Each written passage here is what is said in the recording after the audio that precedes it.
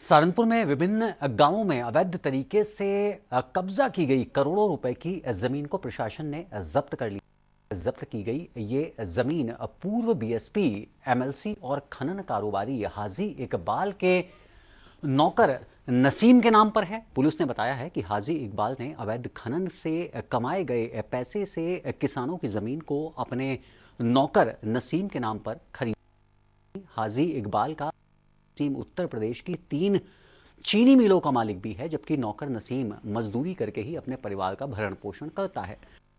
Police ने खनन mafia के खिलाफ कार्रवाई करते हुए 21 करोड़ से ज्यादा की संपत्ति जब्त की है। हाजी इकबाल पर लोगों को लेकर उनकी जमीन सस्ते दामों पर खरीदने का आरोप है। गैंगस्टर एक्ट जो कि थाना मिर्जापुर में पंजीकृत थी, इस मुकदमे के विवेचना के क्रम में प्रकाश में आया कि नसीम पुत्र अब्दुल गफ्फार, जो इकबाल बाला गैंग का सक्रिय सदस्य था, इसने अपराध करके अवैध रूप से लगभग 300 बीघे संपत्ति अर्जित की हुई थी थाना मिर्जापुर क्षेत्र में। आज दिनांक 1 मई को इसी संपत्ति की विधिक रूप से जब्ती करने की कार्रवाई धारा 14(1) उत्तर प्रदेश गिरोहबंद एवं समाज विरोधी गिरफ्तार निवारण अधिनियम के अंतर्गत कार्रवाई हो रही है। इस संपत्ति की कुल अनुमानित कीमत लगभग 22 करोड़ रुपए है और आज विभिन्न ग्राम है जिनके अंतर्गत ये संपत्ति है, इसकी जब्ती करने की कार्रवाई है। और ताजा अपडेट के लिए मौके पर मौजूद है हमारे संवाददाता कुमार योगेश। कुमार, कैसे मुमकिन है कि एक गरीब नौकर के नाम 2 चीनी मिलें हों और करोड़ों रुपए की संपत्ति उसके नाम पर हो, उसके बाद भी वो एक नौकर है, मजदूरी करके अपने परिवार का भरण पोषण कर।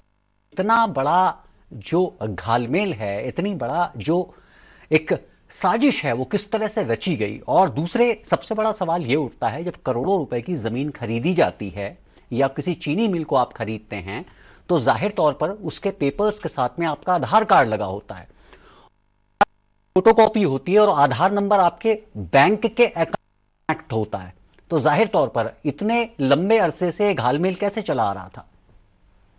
जी देखिए, पहले तो अनुज जी साफ कर दो कि जो चीनी मिले हैं ये उस वक्त की चीनी मिली हैं जो करीब 28 चीनी मिले या 30 चीनी मिले मायावती सरकार में औने पौने दामों में बेची गई थी। तो ये चीनी मिले हैं जिनमें से एक चीनी मिल सीतापुर में स्थित है और दूसरी एक चीनी मिल जो है वो रायबरेली में है। तो ये वो वाली चीनी मिले हैं और उस वक्त जो है एमएलसी रहे थे हाजी इकबाल जो है, तो जो चाहते थे वो उस वक्त कर लिया करते थे। और इसी तरह इनके न सिर्फ ये नसीम की बात करें जिसकी फिलहाल जो 21 करोड़ की, नसीम को तो सिर्फ कहा जा सकता है कि स्टैंप था, वो सिर्फ दस्तखत किया करता था। तो सारी प्रॉपर्टी, सारी संपत्ति जो है हाजी इकबाल के द्वारा, जो इनके दूसरे साथी थे, पार्टनर थे, उनके द्वारा एकत्र की गई थी। तो अभी पुलिस इस पूरे मामले की जांच कर रही है। करीब करीब 21 करोड़ की संपत्ति आज और बीते हुए कल में पुलिस ने जब्त की है। एसआईटी इस पूरे मामले की जांच कर रही है, कुछ सीबीआई भी जांच कर रही है। जो चीनी मिलें बेची गई थी उसकी जांच सीबीआई कर रही है। इसके अलावा ईडी भी जांच कर रही है। तो कहा जा सकता है कि ये दिन जो है पूर्व बसपा एमएलसी हाजी इकबाल के लिए आसान नहीं होंगे। अभी पुलिस उन्हें फरार बता रही है, वो कहाँ है इसकी जानकारी भी नहीं है। और जिस बात को आपने पूछा कि आखिर एक नौकर के नाम संपत्ति कैसे हो सकती है, तो वो सिर्फ उनके पेपर जो है, दस्तावेज जो है, सिर्फ वो उपयोग किया करते थे। और कहाँ उनका उपयोग किया जाना है ये हाजी इकबाल और इनके जो साझीदार थे ये लोग तय किया करते थे। पिछले दिनों में, पिछले सप्ताह टीम को जेल भेजा गया। इसके अलावा जो दूसरे लोग हैं, पुलिस का कहना है कि वो भी रडार किस तरह से इतने बड़े घालमेल को अंजाम दिया जा रहा था, इसकी हर तह तक पहुंचा जाएगा। जी जी जी जी, निश्चित तौर पर। बहरहाल अब इस पूरे मामले में यदि हम कानूनी नजरिए से देखें तो ये जो हाजी इकबाल हैं, अब शायद ये इन जमीनों पर दावा भी नहीं कर सकते क्योंकि कागजों में तो इनके नाम है ही नहीं।